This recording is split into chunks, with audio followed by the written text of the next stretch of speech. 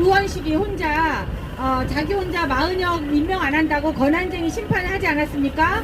그랬는데 그것이 절차적으로 문제가 있다 해서 2월 7일에 변론을 바로 종결했습니다.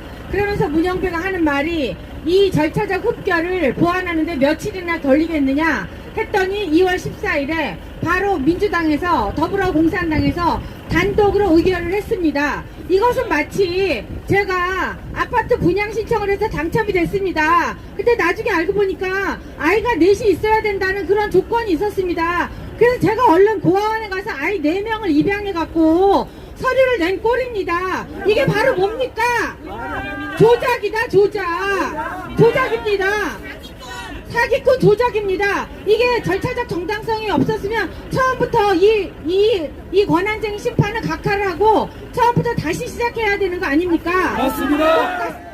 그렇게 사후에 서류를 보완한다면은 이 세상에 못할 일이 뭐가 있습니까? 맞습니다. 이거는 완전 조작입니다. 이것도 사기 조작이고 똑같이 대통령에 대한 탄핵도 내란죄를 뺐다면 이것은 국회 의결부터 다시 해야 되는 거 아닙니까?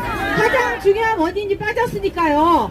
그런데도 이 헌법재판소는 지금 이런 말도 안 되는 불이한 일을 계속하고 있기 때문에 지금 헌법재판소의 권위가 땅바닥에 떨어지지 못해서 완전 쓰레기 하치장에 우리가 갖다 버려야 할 일입니다. 그리고 마은혁에 대해서 마치 헌법재판소에서 임명하라고 그것을 권한쟁의를 심판을 인정해주면 최상목 권한대행이 임명해줘야 되는 것처럼 하지만은 그렇지 않습니다. 헌법재판관은 대통령이 추천을 받아서 대통령에게 임명권이 있는 것이지 이것은 다른 어떤 기관장들을 다른 것은 그냥 선출하면 되는 것이 있을 수 있지만은 이 헌법재판관만은 대통령에게 최후 임명권이 있는 것입니다.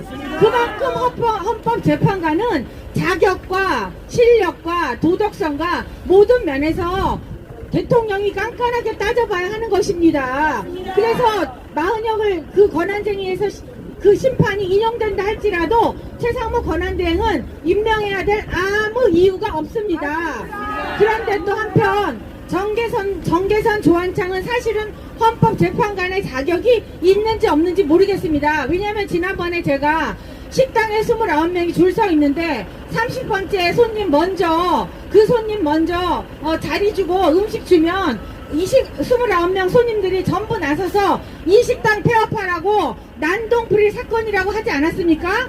마찬가지로 한덕수 권한대행의 그 심판이 이번 주에 처음 열린다고 합니다. 한덕수 권한대행이 한덕수 권한